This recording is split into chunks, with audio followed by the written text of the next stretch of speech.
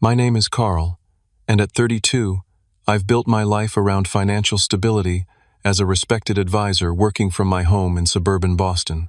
Last year, I reluctantly opened my doors to my recently divorced sister Stephanie and her 12-year-old son Trevor. Everything was manageable until that Tuesday when Trevor asked to borrow my credit card for snacks at the corner store. "I just used your card for snacks," he casually mentioned upon returning. The next morning, I stared in disbelief at my banking app, $6,300 gone overnight. When I confronted them, my sister just shrugged. Kids will be kids.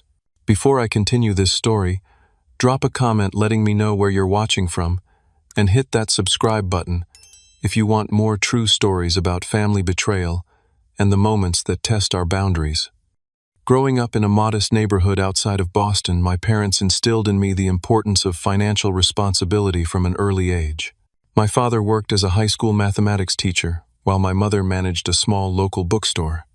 They weren't wealthy by any measure, but they understood the value of every dollar earned.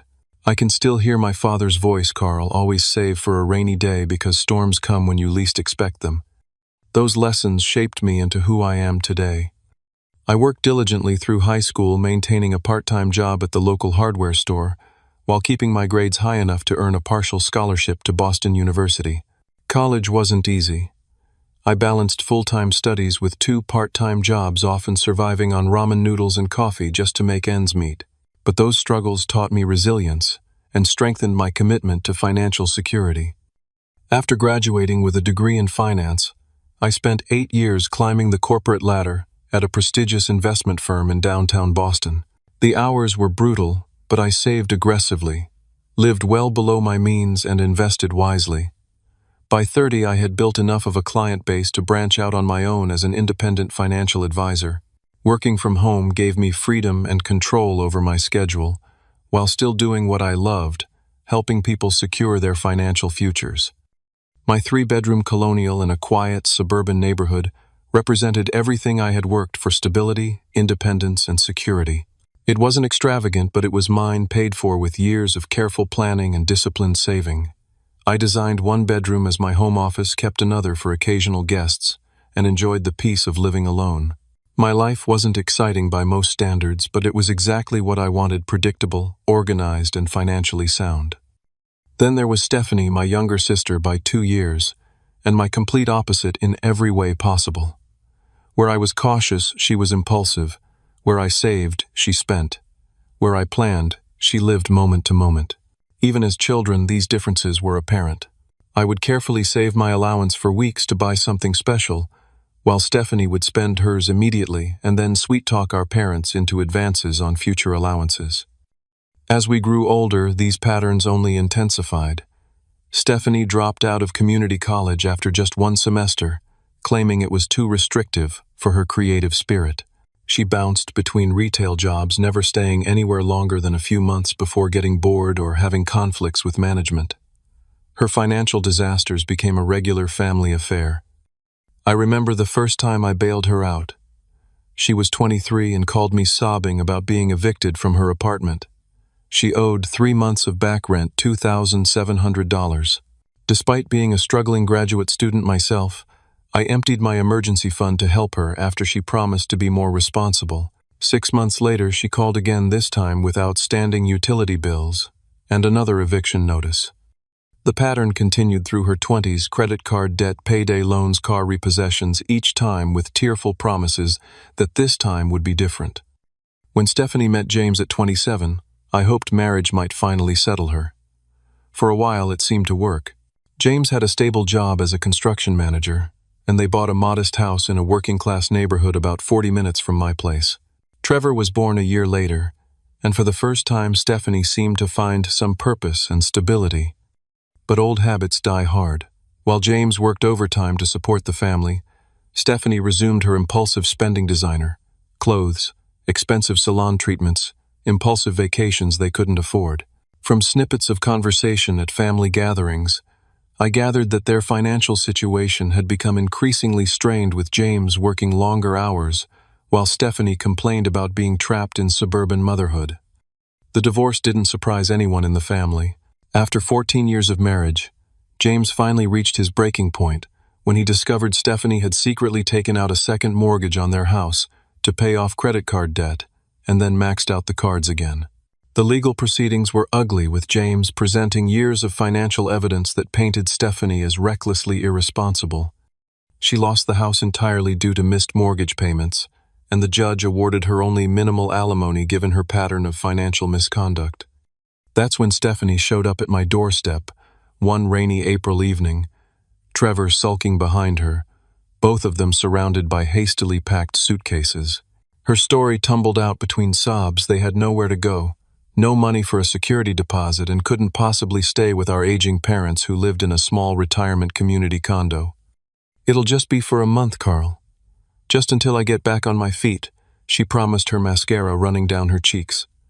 "I've already applied for jobs, and James will start paying child support soon. We won't be any trouble." Looking at Trevor, who despite his mother's flaws was still my nephew, I reluctantly agreed. I showed them to the guest bedroom, helped Trevor set up an air mattress in my home office, and established what I thought were clear house rules. They would contribute to groceries and utilities, respect my work schedule and privacy, and actively work toward finding their own place. The first few weeks weren't terrible. Stephanie interviewed for several retail positions, and Trevor seemed well-behaved if somewhat quiet and withdrawn. But as 1 month stretched into 2, then 3, the warning signs began to appear. Stephanie's job search became less intense. She began borrowing $20 here, $40 there always, with vague promises to pay me back when things turn around. I started noticing small, unauthorized charges on my credit card, fast food orders, movie rentals, online subscriptions I hadn't signed up for. When confronted, Stephanie always had an excuse. "Oh, I thought you said I could use it for groceries," or "Trevor must have seen the card number when you ordered pizza that one time." Though aggravating, none of these charges were significant enough to create a serious conflict until that fateful Tuesday in July when everything changed. That Tuesday started like any other workday. I woke at 6, went for my morning run, showered, and settled into my home office by 8. I had an important client meeting that afternoon and needed to prepare a comprehensive portfolio analysis. This particular client had substantial assets, and I was hoping to demonstrate how restructuring their investments could significantly increase their returns while reducing risk. The presentation needed to be perfect. Around 11:30, I was deep in spreadsheets and financial projections when Trevor knocked on my office door.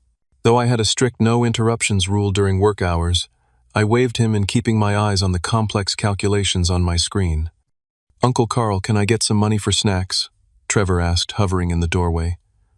"Mom's out job hunting and I'm really hungry." I glanced at the time, realizing I'd worked through lunch and was on a tight deadline. "There's plenty of food in the fridge, Trevor. Make yourself a sandwich." "But I really wanted some chips and maybe ice cream from the corner store," he persisted. "Please, I'm so bored here all day." Still focused on my work and wanting to avoid an extended conversation, I reached for my wallet and realized it was in my bedroom. Without thinking too much about it, I pulled my backup credit card from my desk drawer, not my primary card, but one I kept for emergencies. "Here," I said, handing it to him. "Just go to Miller's on the corner. $10 max, okay? I need this back in 15 minutes. Trevor nodded eagerly, but as he turned to leave, I caught a strange expression on his face, a slight smirk that should have alarmed me. Instead, I dismissed it as teenage attitude and turned back to my work, already refocused on the task at hand. When 3 o'clock rolled around, I realized 2 things simultaneously. My client meeting was in 30 minutes, and Trevor had never returned my credit card.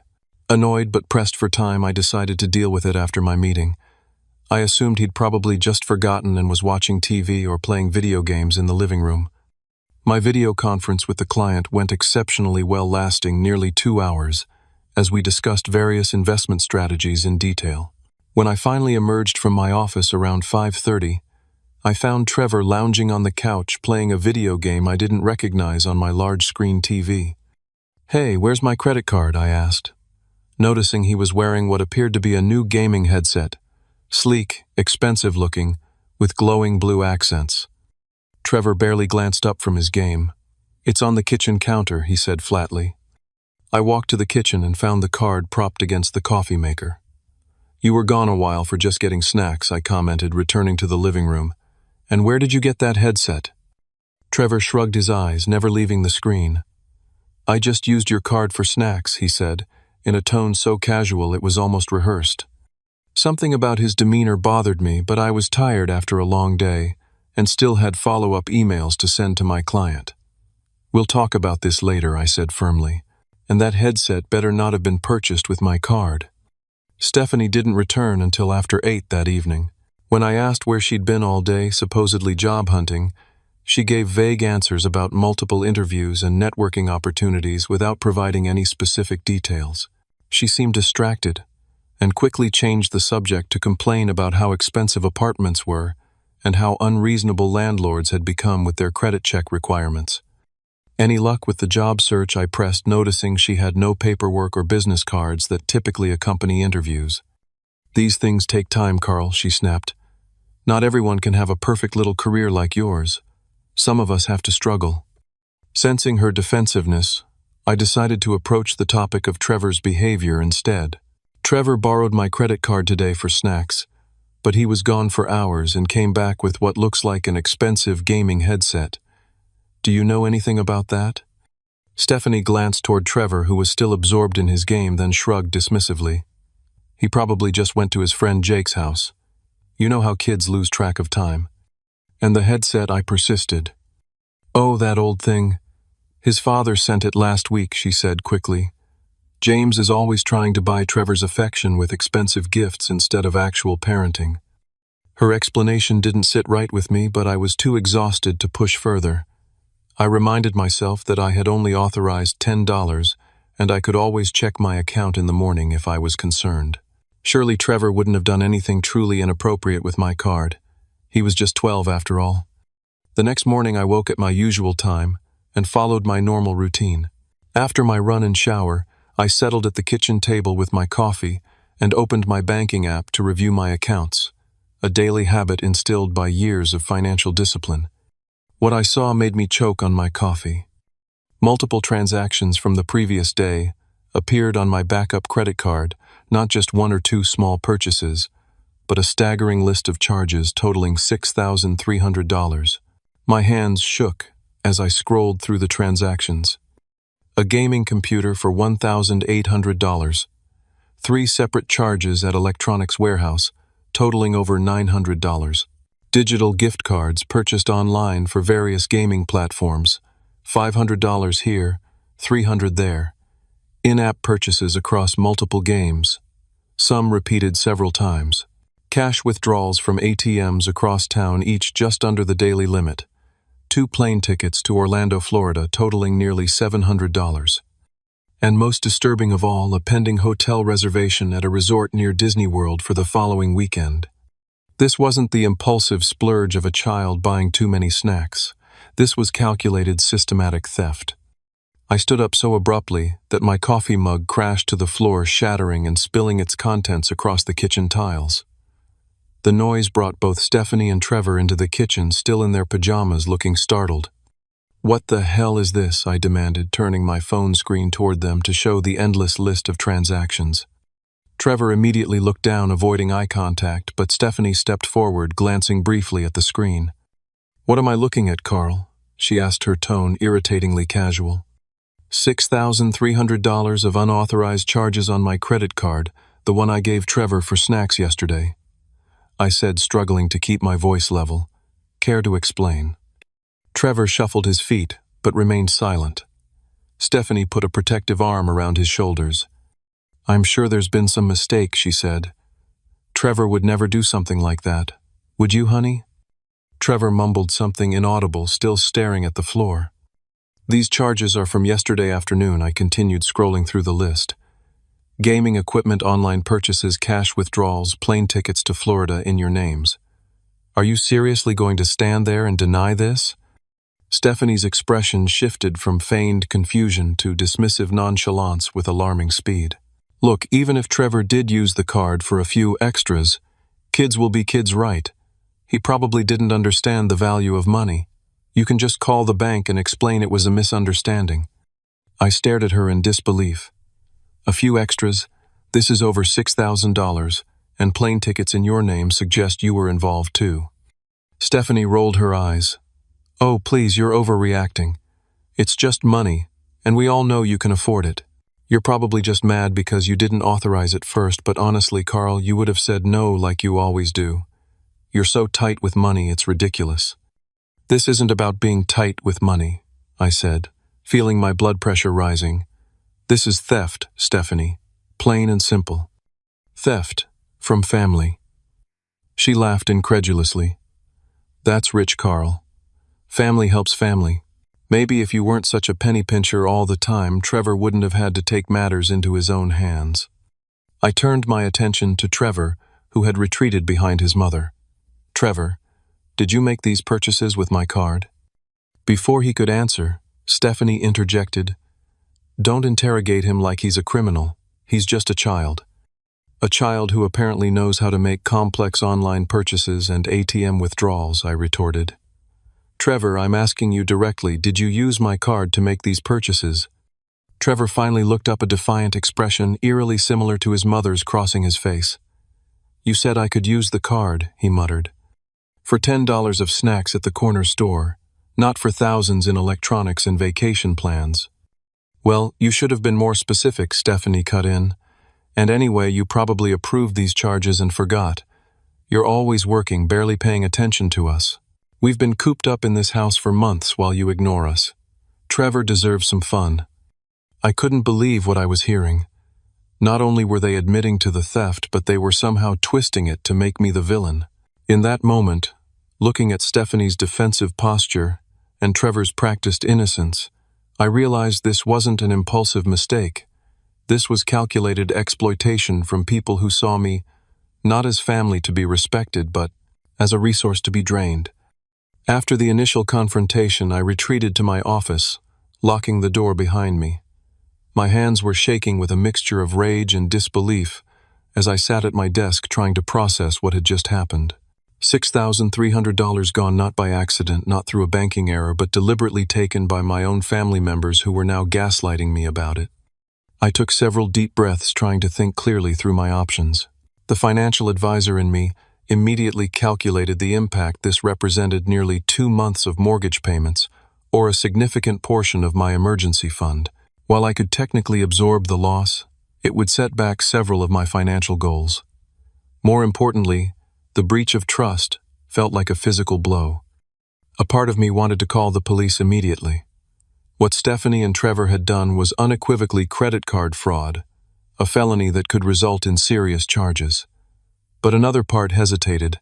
They were family. Trevor was just 12, heavily influenced by his mother, but still a child. Would involving law enforcement help him or push him further down a destructive path?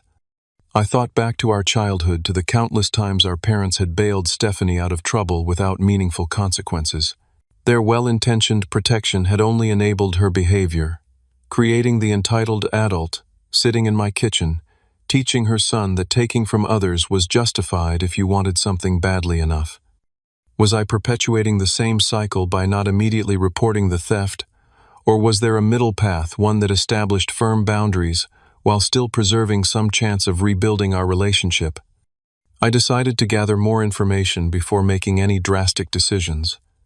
Opening my laptop, I logged into my home security system. I had installed cameras in the common areas of the house when I started my financial advisory business, primarily to protect client information. I rarely checked the footage, considering it mainly a deterrent, but now I was grateful for the foresight. Scanning back through yesterday's recordings, I found exactly what I feared. The living room camera showed Trevor not just taking my card from my office, but methodically photographing all the credit and debit cards in my wallet, carefully documenting both sides of each card with his phone. The kitchen camera caught him making phone calls while I was in my client meeting, reading off card numbers and verification codes. Even more disturbing, one clip showed Stephanie returning home much earlier than she'd claimed, examining the gaming equipment Trevor had purchased and helping him hide boxes in their room. They were clearly in this together, Trevor executing the plan, but Stephanie fully aware and complicit. The evidence was undeniable, and it cut through my indecision. This wasn't an impulsive childhood mistake. It was a calculated scheme. Still, before involving authorities, I wanted to give them one more chance to come clean and make amends. I organized the evidence I had gathered and called a family meeting in the living room that evening. Calmly and methodically, I presented the security footage, the transaction records, and the documented timeline of events. "I'm giving you both an opportunity to explain," I said evenly after showing them the irrefutable evidence of their actions. "I want to understand why you thought this was acceptable behavior." Stephanie's response was immediate and explosive. "You've been spying on us. What kind of creep records his own family? That's a major invasion of privacy, Carl." "It's my house, and those cameras were installed long before you moved in," I replied, refusing to be derailed, "and they've now documented serious financial fraud. I'd like an explanation, not deflection."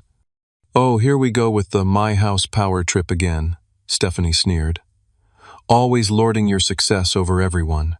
You know what, I bet you're just making this up to kick us out because you're too selfish to help family in need." Trevor, taking cues from his mother, chimed in with rehearsed indignation. "Yeah, Uncle Carl. You said I could use the card. It's not my fault you didn't say what for." "I specifically said $10 for snacks at the corner store," I countered, maintaining my composure. "That doesn't translate to thousands in gaming equipment and vacation plans. You know that, Trevor." "Well, maybe if you weren't so stingy all the time," Stephanie interjected, "we wouldn't have had to do this. Do you have any idea how hard it is to live here with your constant judgment? Trevor deserves some normal kid experiences." "Normal kid experiences don't include credit card fraud," I said firmly. "What you've taught him is that it's acceptable to steal when you want something you can't afford. That's setting him up for failure in life, Stephanie." Stephanie's face contorted with rage. "Don't you dare question my parenting. Not everyone has had your privileges, Carl. Some of us have had to struggle. If you report this, I'll make sure the entire family knows how you've been abusing us, controlling every move, spying on us, denying basic necessities to a child." She stormed out of the room, slamming her bedroom door so hard that a framed photo fell from the wall, the glass shattering across the hardwood floor, a fitting metaphor for what was happening to our family relationship. Trevor lingered for a moment, and I thought I caught a flicker of shame in his eyes before it was replaced by the same defiant entitlement his mother displayed. He followed her without a word, slamming his door with equal force. The meeting had achieved nothing except to confirm what I already suspected: there would be no acknowledgement of wrongdoing, no genuine remorse, and certainly no voluntary restitution. Stephanie was already preparing her narrative for the extended family, casting herself as the victim and me as the villain. Over the next few days, the situation deteriorated further. I discovered Stephanie had been using my home address to apply for new credit cards in her name. I found the mail before she did 3 pre-approved credit cards with high interest rates and low initial limits, exactly the kind of predatory financial products that target people with poor credit histories.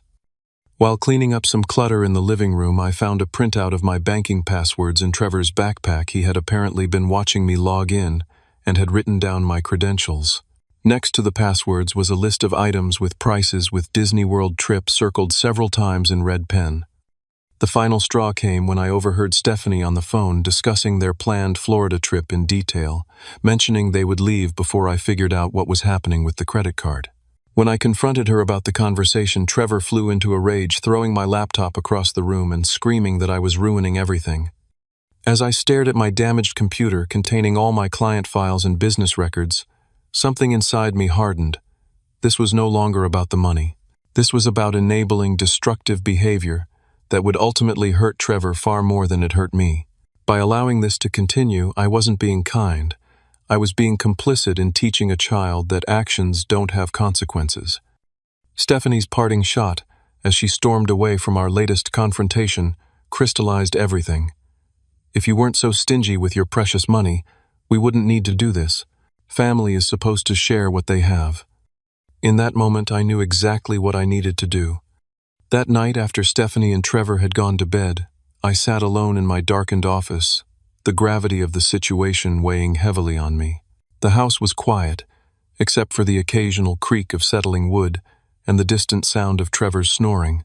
My mind raced with conflicting emotions: betrayal, anger, disappointment, and underneath it all, a deep sadness for what our family relationship had become. I'd always believed that families should support each other, but somewhere along the way that support had transformed into enabling destructive behavior. The truth I had to face was painful but clear. By continually rescuing Stephanie from the consequences of her actions, our family had contributed to creating the person who now felt entitled to steal from me and teach her son to do the Stephanie. Same. Real support meant establishing boundaries. Real love sometimes meant allowing people to face the natural consequences of their choices. And in this case, real responsibility meant protecting not just my finances, but also preventing Trevor from learning that theft and manipulation were acceptable life strategies. I picked up my phone and called Michael, a law school friend who now specialized in financial crimes. Despite the late hour, he answered, listening patiently as I outlined the situation without minimizing or excusing what had happened. "Carl, this is textbook credit card fraud," Michael said after I finished.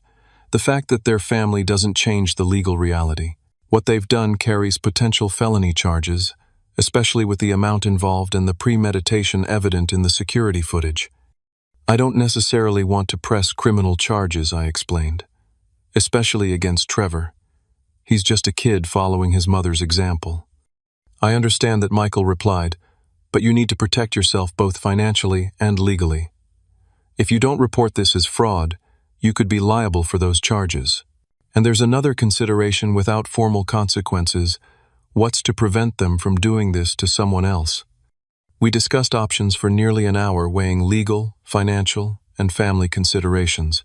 By the time we hung up, I had a clear, multi-step plan that would protect my assets while potentially creating a necessary wake-up call for Stephanie and Trevor. The next morning, I left the house before dawn, telling myself this wasn't just about the money, it was about breaking a destructive cycle that would ultimately harm everyone involved, especially Trevor. My first stop was my bank, where I had an emergency appointment with the fraud department the moment they opened. The fraud specialist, a compassionate woman named Diane, reviewed the evidence I'd compiled: transaction records, security footage, and detailed notes of the conversations that followed. She didn't seem surprised. Apparently, family financial fraud was more common than most people realized. "Unfortunately, Mr. Wilson, this is a clear-cut case of unauthorized use," she confirmed after reviewing everything. "We'll need to file official reports to initiate the chargeback process and freeze the compromised accounts." I nodded, feeling a strange mixture of relief and sadness. "What happens next?" "We'll issue you new cards with different numbers immediately. The fraud claims will be investigated, which typically takes 10 to 14 business days. During that time, we'll need to report this to the credit bureaus and possibly law enforcement, depending on the outcome of our investigation." "And the charges, will they be reversed?" I asked, thinking about the financial impact. "In cases with this level of evidence, yes, the charges should be reversed once the investigation confirms fraud. But I should warn you, this will necessarily involve documenting who made the unauthorized purchases. Are you prepared for that?" I took a deep breath. "Yes. I need to do what's right, even if it's difficult." After completing the necessary paperwork at the bank, my next stop was my attorney's office, where we drafted a formal eviction notice, giving Stephanie and Trevor 30 days to vacate my property. It felt harsh, but after consulting with both legal and financial advisors, it was clear that continuing to house them created liability I couldn't afford, both financially and emotionally. Back at home, I spent the afternoon in my locked office using my financial expertise to conduct a thorough investigation of accounts connected to my address. What I discovered was worse than I'd imagined. Stephanie had attempted to open several new credit accounts using my personal information, including a store credit card with a $6,000 limit and an auto loan application for a luxury vehicle. Using my professional connections, I placed fraud alerts on my credit reports with all 3 major bureaus, effectively preventing any new accounts from being opened without additional verification. I changed every password security question and access code for my financial accounts, email, and home security system. I ordered a locking mailbox to be installed the next day. As evening approached, I systematically worked through every card and account that might be compromised. I contacted each credit card company explaining the situation and requesting immediate freezes. For accounts where Stephanie might have gained access, I initiated security protocols to lock them down. I set up text alerts for any transaction over $20 on any of my accounts. Most critically, I traced the connections between my accounts and any that Stephanie had set up using my address. Though she couldn't access my accounts directly, she had created a web of financial ties that could potentially affect my credit and financial standing. One by one, I severed these connections, documenting everything meticulously for both legal protection and potential insurance claims. The work was exhausting, but necessary. By midnight, I had secured my financial perimeter, but there was still one critical step remaining, ensuring that the cards Stephanie and Trevor thought they could use were completely inaccessible. Using the bank's emergency protocols, I froze every card connected to their unauthorized purchases. Not just my compromised cards, but also any new cards Stephanie had applied for using my address. The system would flag and deny any attempt to use these cards regardless of the amount or location. For accounts that couldn't be completely frozen immediately, I reduced the available credit to zero or placed special monitoring that would decline any new charges while allowing existing automatic payments to process, protecting my WARMA credit score while preventing further abuse. The final piece was the most difficult, documenting everything for potential legal proceedings. I gathered all evidence, photos, videos, transaction records, conversations, and uploaded them to a secure cloud storage, sending copies to both my attorney and financial advisor for safekeeping. It was nearly 2 a.m. when I finished. The house was silent as I locked away the physical financial documents in my fireproof safe and secured my office. Walking past the guest room where Stephanie and Trevor slept, blissfully unaware of the financial fortress I had just built around my accounts, I felt a strange sense of calm replace the anger and betrayal that had driven me through the pardus day. This wasn't revenge, it was protection. It wasn't punishment, it was boundary setting. And perhaps if they were willing to learn from it, it might be the first step toward genuine accountability and change. I finally went to bed around 3, setting my alarm for 6 to ensure I would be awake when reality struck. As I drifted off to sleep, I realized that tomorrow would change our family dynamic forever. For better or worse, there was no going back. The shrill beep of my alarm pulled me from a restless sleep at exactly 6 o'clock. I silenced it quickly and lay still for a moment, listening to the quiet house. Though physically exhausted from only 3 hours of sleep, my mind was surprisingly alert, braced for what was coming. Rather than getting up immediately, I reached for my phone and opened the security camera app, switching to the live feed of the hallway and kitchen. Though I felt slightly uncomfortable, essentially spying on my sister and nephew, yesterday's discoveries had eliminated any remaining trust. I needed to see their genuine reactions, not the performance they would put on once they knew I was watching.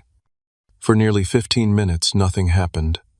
Then, right on schedule, Stephanie emerged from the guest room in her bathrobe, hair disheveled from sleep. This was her normal routine. She always checked her phone first thing in the morning, usually scrolling through social media, and I now realized her banking apps to plan the day's spending. She shuffled to the kitchen, poured herself coffee, and settled at the table. I watched as she picked up her phone, tapping the screen with the casual confidence of someone who expected everything to be normal. Then came the moment I'd been waiting for. Her body language changed abruptly, tensing as she tapped more urgently at the screen, her face transforming from sleepy indifference to confused panic. She tried another app, then another, her movements becoming increasingly frantic. When she attempted to make a purchase based on her familiar pattern of taps, the rejection was evident in how she slammed the phone down on the table, picking it up again immediately to try a different card. After the 4th failed attempt, it happened, a blood-curdling scream that seemed to shake the walls of the house, followed by a stream of profanities that would make a sailor blush. Trevor, get out here now," she shrieked loud enough that I didn't need the security feed to hear it. Seconds later, Trevor stumbled into the kitchen, rubbing his eyes. What's happening? The cards aren't working. None of them. Everything's frozen. Stephanie's voice was shrill with panic and rage.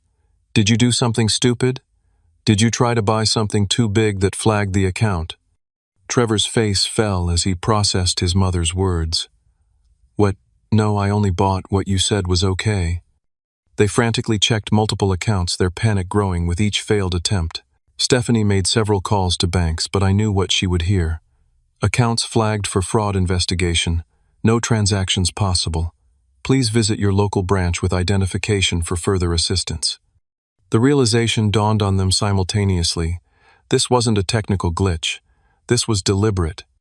As one, their heads turned toward my bedroom door. On the security feed, I watched Stephanie's expression transform from panic to fury as she stormed down the hallway, pounding on my door with both fists. "Carl, open this door right now. What did you do?" Each word was punctuated by another bang on the door. "I know you're in there. Open up." I took a deep breath, set down my phone, and opened the door, facing my sister's unfiltered rage directly. Her face was contorted, her eyes wild, her bathrobe askew from her violent approach to my door. "What the hell did you do to our accounts?" she demanded, attempting to push past me into my room.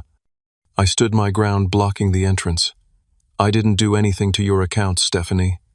I protected mine from fraud. There's a difference. You froze everything. We can't access any money. How are we supposed to live?" Her voice cracked with a mixture of anger and what sounded almost like fear. "The same way most people do, honestly," I replied calmly. "The cards you were using were obtained fraudulently, using my personal information and address. The banks have been notified, and the fraudulent charges are being investigated." "You reported us to the banks," her voice rose to a shriek. "Your own family, how could you?" "I reported unauthorized transactions, which is exactly what they were." I corrected her. "What did you expect would happen, Stephanie? That I'd just absorb a $6,000 theft and pretend everything was fine?" Trevor had joined his mother in the hallway, his face pale. "But those were supposed to work for at least another week. We checked everything." His inadvertent admission hung in the air between us. Stephanie shot him a warning look, but it was too late. "At least you're being honest now," I said to Trevor. "Yes, fraudulent cards typically work until they're reported. They've been reported." Stephanie's tactics shifted instantly from rage to manipulation, her expression softening as tears filled her eyes. "Carl, please. We're going through such a hard time. Trevor needs stability. I was going to pay you back everything once I got back on my feet. You know I would never intentionally hurt you. Like you paid back the $3,000 from last year, or the security deposit from the apartment before that, or the car loan from 5 years ago," I countered. "This pattern has to stop, Stephanie. It's not helping you, and it's teaching Trevor destructive habits that will follow him into adulthood." Her facade crumbled as quickly as it had appeared, rage returning full force. "Fine. Be that way. I'm calling Mom and Dad. Let's see what they think about you throwing their grandson out on the street." "Go ahead," I said, surprised by my own calmness.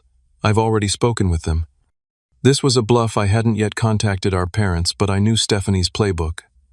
She always ran to them when cornered, spinning situations to cast herself as the victim.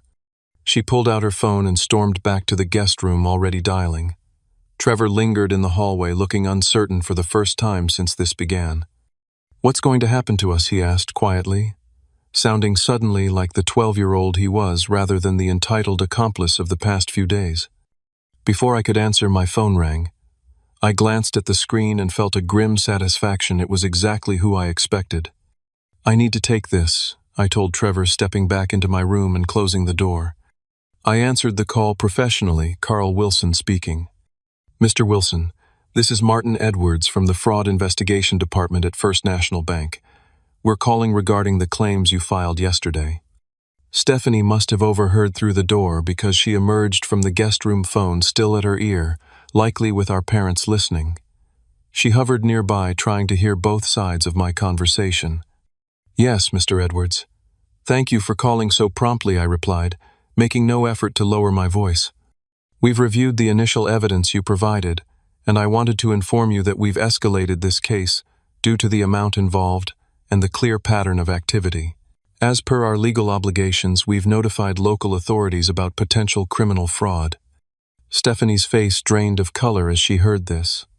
Trevor, who had been lingering in the hallway, began to cry, not the manipulative tears he'd used before, but genuine frightened sobs. "I understand," I said to the bank representative. "What happens next?" "An officer may contact you to take a formal statement. The unauthorized charges will be reversed within 3 to 5 business days once you've signed the affidavit we've emailed you." Given the family relationship involved, you should be aware that this could potentially result in criminal charges. Do you understand and wish to proceed with the fraud claim? I looked directly at Stephanie as I answered, "Yes, I understand, and yes, I wish to proceed." As I ended the call, our parents' voices could be heard squawking from Stephanie's phone asking what was happening. She had gone completely pale, the reality of the situation finally sinking in. "You actually did it," she whispered. "You reported us to the police." I reported fraud to my bank. I corrected her, which is what it was. The bank is required by law to report potential criminal activity. These are the natural consequences of your actions, Stephanie. But they could arrest me. They could take Trevor away. Her voice cracked with genuine fear now. "That's possible," I acknowledged. "Actions have consequences, something you've been shielded from for far too long." Our confrontation was interrupted by the sharp ring of my cell phone. The caller ID displayed Mom and Dad, and I took a deep breath before answering and putting it on speaker. "Carl, what on earth is going on?" My mother's concerned voice filled the hallway. "Stephanie says you've frozen her accounts and called the police on them. This must be some kind of misunderstanding." And so began the next phase of this painful family reckoning, one that would ultimately change all of our lives forever. The conversation with our parents that morning was one of the most difficult I'd ever experienced. For nearly an hour, I stood in my hallway with the phone on speaker, methodically explaining everything that had happened while Stephanie alternated between sobbing, shouting accusations, and making desperate attempts to minimize what she and Trevor had done. "It was just a misunderstanding," she kept insisting. "Carl gave Trevor permission to use the card. For $10 of snacks, I reminded her, not thousands in electronics and vacation plans." Our father, always the more pragmatic parent, asked pointed questions about the evidence I had. When I mentioned the security footage of Trevor photographing all my cards and Stephanie helping hide the purchased items, a heavy silence fell on the other end of the line. "Oh, Stephanie," our mother finally said, her voice thick with disappointment. "What were you thinking?" "I was thinking about giving my son some normal experiences," Stephanie shot back. "Carl has all this money and this big house. While we have nothing, he could have helped us, but instead he's been judging us and making us feel like charity cases." "By stealing from him?" our father asked quietly. "That's how you solve problems now. And you involved Trevor in this." The conversation continued in painful circles until finally our father made a decision. "We're driving up there today. This needs to be handled in person. Carl, can you hold off on any further legal action until we arrive?" I agreed on the condition that Stephanie and Trevor surrender any remaining items purchased with my cards and provide a complete accounting of everything they had taken. Our parents would arrive by evening, a 4-hour drive from their retirement community. The rest of the day passed in uncomfortable silence. Stephanie and Trevor remained in the guest room, occasionally emerging for food or bathroom breaks, avoiding eye contact. I worked in my office, catching up on client emails I'd neglected during yesterday's financial lockdown. Around 6 that evening, my parents arrived, looking older and more tired than when I'd last seen them at Christmas. My mother hugged me tightly, before doing the same to Stephanie and Trevor, who had emerged at the sound of their arrival. My father, always more reserved, gave me a firm handshake that communicated both support and concern. We gathered in the living room, an impromptu family summit to address what had happened and determine a path forward. My mother had brought a folder of papers, ever the organized one, and I realized they had spent their drive preparing for this conversation. "Before we begin," my father said, his voice carrying the authority it had held throughout our childhood, "I want to make something very clear. What happened here was wrong. Stephanie, Trevor, taking someone else's money without permission, is stealing. There's no other word for it." Stephanie started to protest, but he held up his hand. "I'm not finished. Your mother and I have enabled this behavior for too long, always stepping in to fix your messes, Stephanie. We thought we were helping, but clearly we weren't. That stops today." My mother opened her folder. "We've come up with a plan, but everyone needs to agree to it. The alternative is letting the legal process take its course, which could mean criminal charges." She looked directly at Stephanie. "We don't want that for you or for Trevor, but we will not shield you from consequences anymore." The plan they proposed was comprehensive. Stephanie would enter a structured financial counseling program with regular check-ins and accountability. She would find a job, any job within 2 weeks, and begin making regular restitution payments to me. She would attend weekly therapy sessions to address the underlying issues driving her behavior. For Trevor, there would be both consequences and support. 20 hours of community service arranged through a youth program my father had connected with, regular meetings with a counselor specializing in adolescence, a strictly monitored allowance system to teach financial responsibility. Most importantly, a heartfelt written apology to me, along with working to pay back his portion of the stolen funds through age-appropriate chores and jobs. "And you'll be moving out of Carl's house," my father added firmly. "We've found an apartment in a decent area that accepts tenants with credit issues. It's small, but it's safe. Your mother and I will cover the security deposit and first month's rent. But after that, you're responsible for your own housing costs." Stephanie's eyes widened. "But how am I supposed to afford that? I don't even have a job yet." "Then you'd better find one quickly," my mother replied with uncharacteristic firmness. "The apartment is available next week. We've signed a 6-month lease in our names with strict conditions for you to follow." I was surprised by my parents' thoroughness and resolve. For the first time, they weren't just bailing Stephanie out, they were establishing a structured path toward actual change with real accountability. "And if I refuse?" Stephanie challenged, though her voice lacked conviction. My father's expression was grave. "Then Carl proceeds with the fraud claims, and you face whatever legal consequences follow. Your mother and I will not interfere. We love you, but we won't enable this destructive behavior anymore." The reality of the situation finally seemed to penetrate Stephanie's defenses. Her shoulders slumped, and she nodded silently. Trevor, who had been uncharacteristically quiet throughout the meeting, suddenly spoke up. "What about Dad? Does he know about this?" An uncomfortable silence fell over the room. I hadn't considered James's role in all this, but obviously, as Trevor's father, he needed to be informed. "We contacted him this afternoon," my mother said gently. "He's understandably upset, but he's agreed to be part of the solution. In fact, he's offered to have you stay with him more regularly, Trevor, while your mom gets back on her feet." This news seemed to affect Stephanie more than anything else that had been said. The prospect of losing time with her son, the one person she truly loved, despite her flawed parenting, finally broke through her remaining defenses. "I didn't mean for things to go this far," she whispered, tears streaming down her face. "I just wanted Trevor to have nice things, to not feel like we were failures all the time."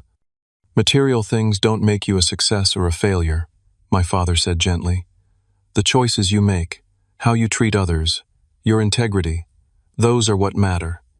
We spent the next several hours working through the details of the plan. My parents had thought of everything, transportation to work and therapy appointments, to a budget for the apartment, even arrangements for Trevor's school transfer if necessary. They had contacted resources in the community for both financial counseling and family therapy. For my part, I agreed to withhold further legal action as long as the plan was followed and restitution payments were made consistently. I would work with the bank to explain that we were handling the matter privately, though I was honest about the possibility that they might still pursue action of their own. As the evening wore on, I had a moment alone with Trevor, while my parents discussed apartment details with Stephanie. He sat on the couch looking smaller and younger than he had in months. "I'm really sorry, Uncle Carl," he said quietly without prompting. "Mom said it was okay that you owed us because you had more money, but I knew it was wrong when we were doing it." "Why did you go along with it?" I asked, genuinely curious rather than accusatory. He shrugged, staring at his shoes. "Mom gets really upset when I don't agree with her.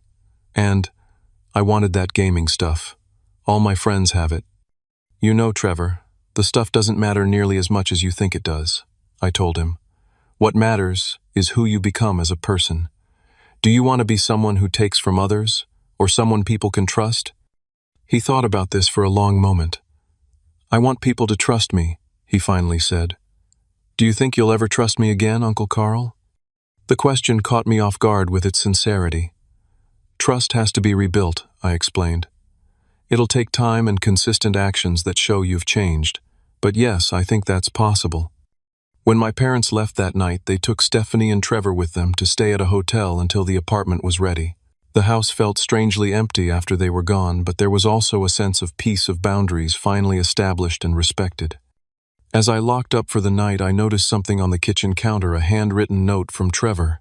It wasn't the formal apology that would come later as part of his consequences, but something he'd written on his own initiative. "Uncle Carl," it read, in messy 12-year-old handwriting, "I'm sorry for stealing from you. I know it was wrong. I'm going to work hard to pay you back, even if it takes a long time. Thank you for not calling the police on us. I'm going to try to be better, Trevor." It wasn't a perfect resolution. There would be difficult days ahead, setbacks and frustrations as Stephanie struggled with changing lifelong patterns. But for the first time, I felt cautiously hopeful that real change might be possible, not just for Stephanie and Trevor, but for our entire family dynamic. 6 months passed more quickly than I expected, bringing changes I never imagined possible when I stood staring at my banking app that fateful morning. The journey wasn't smooth or easy. There were setbacks, arguments, and moments when the old patterns threatened to re-emerge, but the transformation in my family was unmistakable. Stephanie found a job at a local insurance office within the 3-week deadline my parents set. It wasn't glamorous or particularly well-paying, but it was stable with regular hours and the potential for advancement if she proved reliable. To everyone's surprise, including perhaps her own, she excelled in the structured environment. Her natural charm and people skills, previously channeled into manipulation, became assets in a legitimate setting. 3 months in, she received her first small raise and the responsibility of training new hires. The apartment my parents arranged was modest, a 2-bedroom unit in a working-class neighborhood with decent schools and public transportation. After years of living beyond her means, Stephanie initially complained about everything from the outdated kitchen to the lack of in-unit laundry. But as weeks passed, something unexpected happened. She began taking pride in making the space her own, scouring thrift stores for affordable decorations and learning basic DIY skills from YouTube videos. Most importantly, she maintained perfect attendance at both financial counseling and therapy sessions. The financial counselor helped her create her first realistic budget, while her therapist addressed the deeper issues: her sense of entitlement, her tendency to blame others for her problems, and the insecurity driving her materialistic values. These weren't easy sessions. She often came away emotionally drained, but slowly, incrementally, she began to change. Trevor spent more time with his father than ever before, staying with James every other week. The arrangement proved beneficial for everyone. James reconnected with his son, Trevor experienced the consistent discipline he needed, and Stephanie had space to focus on her own recovery without the pressure of full-time parenting. The court formally modified their custody agreement to reflect this new reality, with the stipulation that Stephanie maintain employment and continue her counseling. Trevor completed his community service at a local animal shelter, where he discovered a genuine affinity for working with abandoned pets. What began as a punishment evolved into a regular volunteer position that gave him purpose and confidence. His restitution payments to me were small: $20 here, $30 there, earned from dog walking, lawn mowing, and eventually a weekend job helping at the shelter. But each payment came with a sense of genuine accomplishment. My relationship with both of them evolved cautiously. Trust, once shattered, couldn't be instantly restored, but it could be rebuilt incrementally through consistent actions.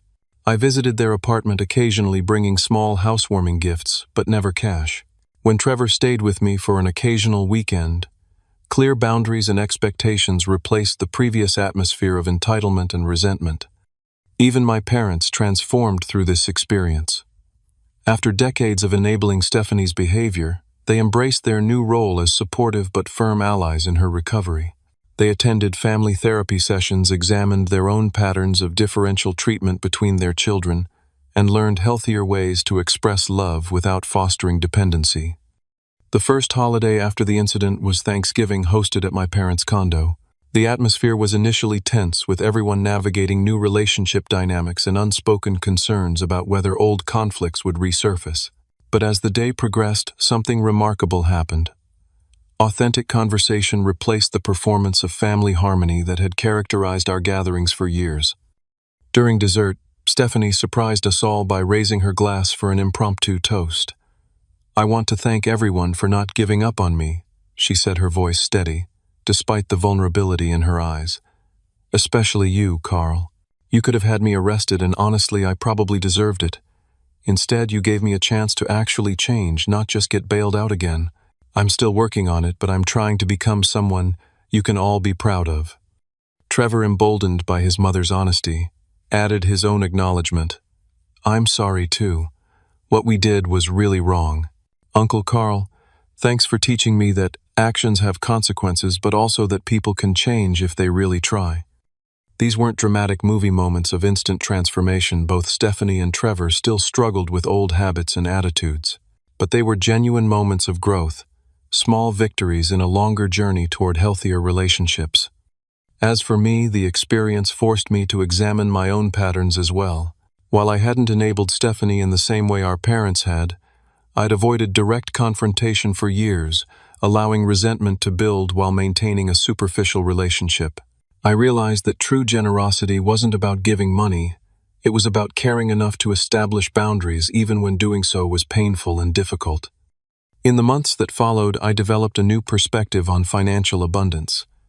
My careful saving and disciplined habits had created security, but they had also become a source of pride that sometimes separated me from others. I began finding ways to be truly generous without enabling dependency, mentoring young people interested in finance, volunteering with financial literacy programs, establishing a small scholarship for first-generation college students. The most profound lesson came from an unexpected source. During one of Trevor's weekend visits, we were hiking in a nearby state park when he asked a question that stopped me in my tracks. "Uncle Carl, are you still mad at us for what we did?" I considered the question carefully before answering. "I'm not mad anymore, Trevor. I was hurt and disappointed, but I've seen how hard you're both working to change.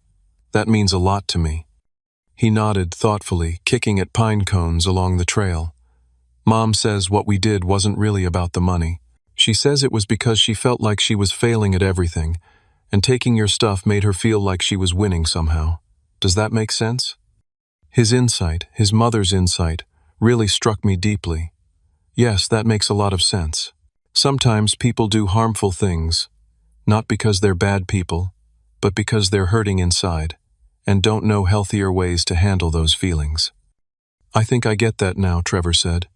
"My counselor says it's important to understand why we do things, but understanding doesn't make them okay."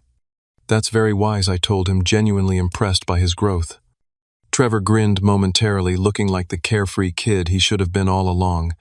"Yeah, well, I've had a lot of people helping me figure stuff out lately." That conversation crystallized what I'd been learning throughout this journey. True healing comes not from forgetting harm or pretending it never happened, but from understanding its roots while still maintaining appropriate boundaries. Real love isn't always easy or comfortable. Sometimes it's challenging and firm, requiring difficult conversations and consistent accountability. The financial advisor in me had always understood that true wealth comes from careful stewardship and wise decisions compounded over time. Now I understood that the same principle applies to relationships: small, consistent choices to prioritize integrity over convenience, accountability over avoidance, and genuine support over enabling these create the compound interest of healthy family bonds. $6,300 once seemed like a devastating loss. In retrospect, it was an investment in transformation, painful but ultimately worthwhile, that changed not just Stephanie and Trevor, but our entire family system. I still check my accounts every morning over coffee. Old habits die hard. But now, alongside the numbers reflecting my financial health, I also take stock of something far more valuable: relationships built on honesty, respect, and appropriate boundaries rather than exploitation or resentment. It turns out, that's the most important balance sheet of all. Have you ever had to make a difficult decision between helping a family member and enabling destructive behavior? What boundaries have you established in your own relationships to protect both yourself and the people you care about? Drop a comment below to share your experience. Your story might help someone facing a similar situation right now. Don't forget to like this video if it resonated with you. Subscribe for more real-life stories about family dynamics and personal growth, and share it with someone who might need to hear that sometimes the most loving thing we can do is establish clear boundaries. Thank you for listening to my story, and remember, true family support means wanting the best for each other, even when that requires difficult conversations and uncomfortable growth.